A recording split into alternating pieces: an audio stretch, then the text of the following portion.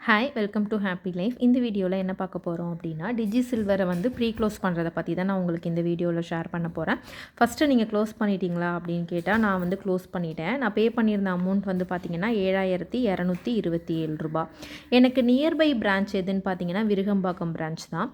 விருகம்பாக்கம் பிரான்ச்சில் நான் நேரில் விசிட் பண்ணி கேட்டதுக்கு, அவங்க டிஜி சில்வரை நீங்கள் க்ளோஸ் பண்ணிங்கன்னா சில்வர் தான் பர்ச்சேஸ் பண்ண முடியும், டிஜி சில்வர் ஸ்கீம்லேருந்து கோல்டு பர்ச்சேஸ் பண்ணவே முடியாது அப்படின்னு சொல்லிட்டாங்க. அவங்களுக்கே கிளியராக இல்லை. அதுக்கப்புறம் நம்ம மேனேஜரை கேட்கலாம் அப்படின்னு கேட்கும்போது, அவங்க வந்து ஒரு ஸ்டாஃப் கிட்ட கேட்குறாங்க. முடியாது தானே அப்படின்னு சொன்னதும், அவங்களும் முடியாது அப்படின்னு சொல்கிறாங்க. சரி, இன்றைக்கி சில்வர் ரேட் கம்மியாக இருக்குது, எனக்கு ஆவரேஜ் ரேட் வந்து பார்த்திங்கன்னா 289 ரூபாய் இருக்குது. இப்போ வந்து 250 ரேஞ்சில் தான் சில்வர் இருக்குது. எனக்கு அமௌண்ட்டாக கன்சிடர் பண்ணி கொடுங்க, நான் சில்வரில் ஏதாவது பொருள் வாங்குகிறேன், எனக்கு வந்து பில் வேல்யூவில் நான் பே பண்ணதை அமௌண்ட்டாக லெஸ் பண்ணுங்கள் அப்படின்னு சொல்லியிருந்தேன். அமௌண்ட்டாக நாங்கள் லெஸ் பண்ண முடியாது, நீங்கள் வந்து 25 கிராம்ஸ் வந்து சேர்த்துருக்கீங்க, அந்த சேவ் பண்ண வெயிட் மட்டும்தான் கொடுப்போம், பெனிஃபிட்ஸாக இருக்கிற அந்த 1 கிராம் கூட உங்களுக்கு எக்ஸ்ட்ரா கொடுக்க மாட்டோம். நீங்கள் 25 கிராம் சேர்த்துருந்தீங்க அப்படின்னா 25 கிராம்ஸ்க்கு வந்து நீங்கள் பர்ச்சேஸ் பண்ணிக்கோங்க. அதுக்கான மேக்கிங் சார்ஜ் ப்ளஸ் ஜிஎஸ்டி வந்து நீங்கள் தான் கொடுக்குற மாதிரி இருக்கும் அப்படின்ற மாதிரி சொல்லியிருந்தாங்க. அதாவது வெயிட் பேஸ்டாக எடுக்கிறதுக்கு, கொலுசு பூஜை பொருள் எது எடுத்தாலும். சப்போஸ் நீங்கள் எம்ஆர்பியில் இருக்கிற சில்வர் ப்ராடக்ட் எடுத்திங்கன்னா வேணால் நான் அமௌண்ட்டாக வந்து உங்களுக்கு லெஸ் பண்ணி கொடுக்குறேன் அப்படின்னு சொல்லியிருந்தாங்க. நான் என்ன ஃபஸ்ட்டு யோசித்தேன்னா, 1/2 கிராம் வந்து நம்ம கோல்டு காயின் பர்ச்சேஸ் பண்ணிடலாம் அப்படின்னு தான் நான் யோசித்தேன். அவங்க கண்டிப்பாக அது தரவே முடியாது அப்படின்னு சொல்லிட்டாங்க. பட் என்னோடய ஃப்ரெண்டு வேறு பிரான்ச்சில் கேட்கும் பொழுது, அங்கே வந்து அவங்க பண்ணி தரதா சொல்கிறாங்கன்னு சொல்லியுமே, இல்லை எந்த பிரான்ச்லேயுமே பண்ண மாட்டாங்க அப்படின்ற மாதிரி ஸ்ட்ரிக்டாக சொல்லிட்டாங்க. நான் நிறையா டைம் ரெக்வஸ்ட் பண்ணி கேட்டேன், அவங்க முடியாதுன்னு சொன்னதால் நான் வந்துட்டேன், அதை க்ளோஸ் பண்ணல. அப்புறம் என் ஃப்ரெண்டு வந்து பர்ச்சேஸ் பண்ணுறதா சொல்லியிருந்தாங்க. தங்கமயிலில் இப்போ ஆஃபர் போட்டிருக்காங்க. அதாவது நீங்கள் எந்த செயின் எடுத்திங்கனாலும் 3% வேஸ்டேஜ் அப்படின்னு சொல்கிறாங்க. இயர்ரிங்ஸ் இந்த மாதிரி கேஸ்டிங் மாடல் எது எடுத்திங்கனாலும் 9% வேஸ்டேஜில் வந்து கொடுக்குறாங்களாம். நெக்லஸ், ஹாரம் எல்லாத்துக்குமே வந்து வேஸ்டேஜ் வந்து கம்மி பண்ணி தரதா சொல்கிறாங்க. அது செலக்டட் ப்ராடக்ட்டுக்கு மட்டுமா, எல்லா ப்ராடக்ட்டுக்குமான்னு தெரில. மார்ச் 31 வரைக்கும் உங்களுக்கு அந்த ஆஃபர் இருக்கிறதா சொல்லியிருந்தாங்க. அவங்க என்ன பர்ச்சேஸ் பண்ணியிருந்தாங்க அப்படின்னு பார்த்தீங்கன்னா, அவங்களோட டிஜி சில்வரையும் க்ளோஸ் பண்ணிவிட்டு இந்த இயரிங் தான் வந்து பர்ச்சேஸ் பண்ணியிருந்தாங்க. இது வந்து 2.5 கிராம்ஸ் இருந்தது.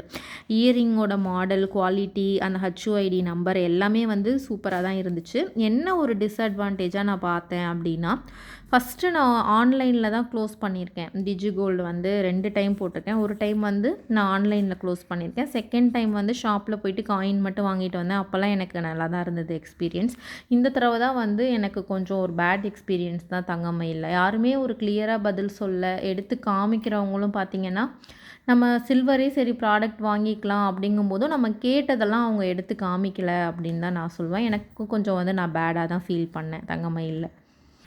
எப்படி வந்து நமக்கு லெஸ் பண்ணியிருக்காங்க அப்படின்னா, ஒரு 2 கிராம் நீங்கள் இயரிங் வாங்குறீங்கன்னா அந்த அமௌண்ட்டு ப்ளஸ் வந்து அதுக்கு மேக்கிங் சார்ஜஸ் எவ்வளோ போட்டுட்டு, அதுக்கப்புறமா உங்களுக்கு அந்த 2த்துக்கும் சேர்த்து ஜிஎஸ்டி எல்லாமே கால்குலேட் பண்ணதுக்கப்புறமா நம்ம ஸ்கீமில் எவ்வளோ அமௌண்ட் பே பண்ணியிருந்தோமோ அதை அந்த பில்லுலேருந்து லெஸ் பண்ணிவிட்டு ரிமைனிங் அமௌண்ட் வந்து நம்ம பே பண்ணுற மாதிரி இருக்கும். அப்படி வந்து அமௌண்ட்டாக தான் லெஸ் பண்ணுறாங்க.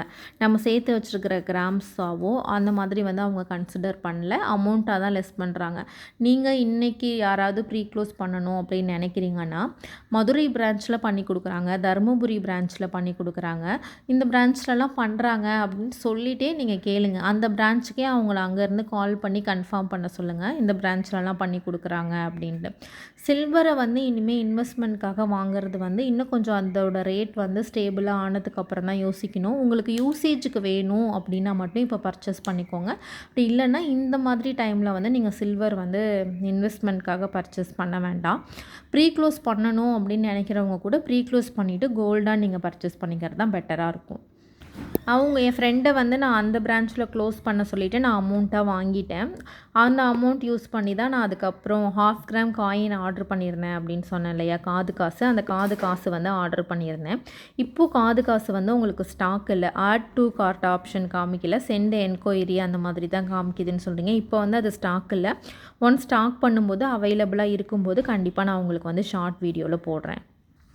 ஆஃப்டர்நூன் வந்து ரேட் இன்க்ரீஸ் ஆகுமா டிக்ரீஸ் ஆகுமா அப்படின்னு நிறைய பேர் கேட்பீங்க. இன்றைக்கி வந்து ரேட் இன்க்ரீஸ் ஆகிறதுக்கு தான் வாய்ப்பு வந்து அதிகமாக இருக்குது. கண்டிப்பாக ஆஃப்டர்நூன் ரேட் சேஞ்ச் இருக்கும், இன்க்ரீஸ் ஆகும். அப்படின்னு எவ்வளோ ருப்பீஸ் இன்க்ரீஸ் ரேட் இன்க்ரீஸ் ஆகிறதுக்கு தான் வாய்ப்பு இருக்குது. நீங்கள் வேணால் செக் பண்ணி பாருங்கள். அதுக்கப்புறம் இன்னமும் குறையறதுக்கும் சான்ஸ் இருக்குது, இன்க்ரீஸ் ஆகிறதுக்கும் சான்ஸ் இருக்குது. நீங்கள் தான் டிசைட் பண்ணணும். சப்போஸ் நீங்கள் ஸ்ப்ளிட் பண்ணி போட்டிங்கன்னா ஒரு பார்ட்டை இப்போ கட்டுங்க, மீதியை வந்து அப்புறமா கட்டுறதுக்கு ட்ரை பண்ணுங்கள். இப்போ நான் 15,000 இருக்கும்போது 16,000 இருக்கும்போதெல்லாம் வந்து நான் கோல்டு வாங்கிட்டேன். அது வந்து இப்போ ப்ரைஸ் ட்ராப் ஆகிறதால எனக்கு வந்து டென்ஷனாக இருக்குது. நான் இப்போ சேல் பண்ண போகிறேன் அப்படின்னு நிறைய பேர் சொல்கிறீங்க. பேனிக் ஆகிட்டு நிறைய பேர் வந்து சேல் பண்ணுறோம். அந்த மாதிரி வந்து பண்ணாதீங்க. கண்டிப்பாக இன்க்ரீஸ் ஆக தான் போகுது. 1 இயர் கழித்து நீங்கள் பார்க்கும்பொழுது ஆக தான் போகுது. அதனால நீங்கள் வந்து சேல் பண்ணணும் அந்த மாதிரி எதுவுமே நினைக்காதீங்க. இப்போது நீங்கள் வாங்கிட்டீங்க, ஒரு டிக்ரீஸ் ஆகுதுன்னா இன்னும் கொஞ்சம் வாங்க முடியுமா அப்படின்னு மட்டும் பாருங்கள். கண்டிப்பாக ஃப்யூச்சரில் வந்து இன்க்ரீஸ் தான் ஆகும். ஒரு ரேட் வந்து அதிகமாக வாங்கியிருப்பீங்க, ஒரு ரேட் வந்து கம்மியாக வாங்கியிருப்பீங்க. ஆவரேஜ் ஆகும். என்ன நீங்கள் கம்மியான ரேட்டில் வாங்கியிருந்தீங்கன்னா இன்னும் கொஞ்சம் கிராம்ஸ் உங்களுக்கு சேர்த்து கிடச்சிருக்கும், அவ்வளோதான். அதனால சேல் பண்ணீங்க இப்போ போய் அப்படின்னா லாபமாக தான் இருக்கும். மந்த்லி ஸ்கீமோ இல்லை டிஜி கோல்டோ இன்ஸ்டா கோல்டோ ப்ரீ க்ளோஸ் பண்ணுறதுக்கு என்ன ப்ரொசீஜர்னு ஷாப்பில் ஃபோன் பண்ணி கேளுங்க. அது உங்களுக்கு லாபமாக இருந்துச்சு அப்படின்னா மட்டும் நீங்கள் ப்ரீ க்ளோஸ் பண்ணுங்கள், இல்லாட்டி பண்ணாதீங்க.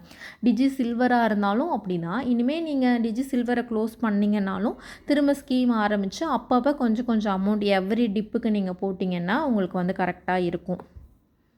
இல்லை நான் டிஜி சில்வர் க்ளோஸ் பண்ணல, இப்போவே ரேட் கம்மியாக இருக்கு இல்லையா, இந்த ரேட்டில் நான் போட்டுட்டு அதுக்கப்புறமா நான் வந்து பர்ச்சேஸ் பண்ணிக்கிறேன் அப்படின்னாலும் அது உங்களோட விருப்பம் தான். உங்களுக்கு எது லாபமாக இருக்கும், உங்களால் அதை கண்டினியூ பண்ண முடியுமா, இல்லை இப்போ நான் இந்த கம்மியான அமௌண்ட்டில் க்ளோஸ் பண்ணிவிட்டு திரும்ப நான் கொஞ்சம் கொஞ்சமாக போட்டு வாங்கிக்கிறேனா அப்படின்றதெல்லாம் வந்து நீங்கள் தான் வந்து டிசைட் பண்ணிக்கணும்.